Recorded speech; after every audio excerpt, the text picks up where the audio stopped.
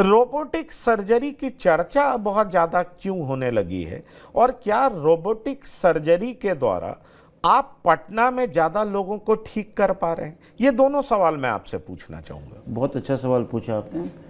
Robotic surgeries का इजाद 1990s में हुआ था और ये पॉपुलर करीब 2010 से पूरे विश्व में आ गया था।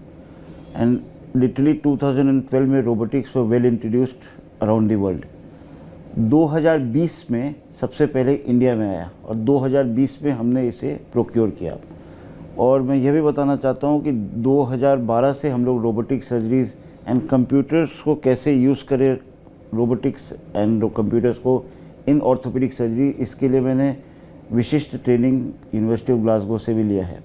University of Glasgow means UK, England से लिया? Yes sir. Okay, right. And मैंने उनके साथ भी काम किया है जो दुनिया में सबसे पहले कंप्यूटर्स को ह्यूमन बॉडी में यूज़ किए थे और टोटल नी रिप्लेसमेंट किया था।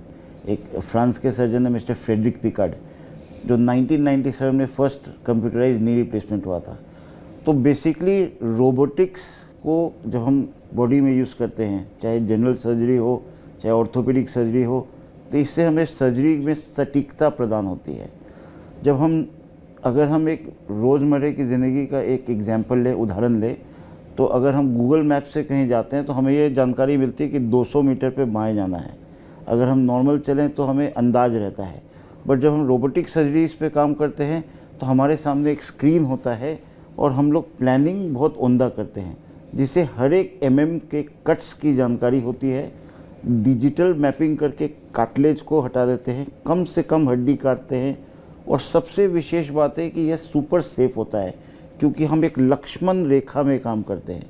तो यह भी कॉन्सेप्ट आया है लोगों का कि रोबोटिक सर्जरी सेफ़ है कि नहीं। Yes, it is more than 200% safe, because हम एक प्लान्ड बाउंड्री में काम करते हैं, रोबोटिक गाइडेड काम करते हैं और pre operative planning city based करते हैं।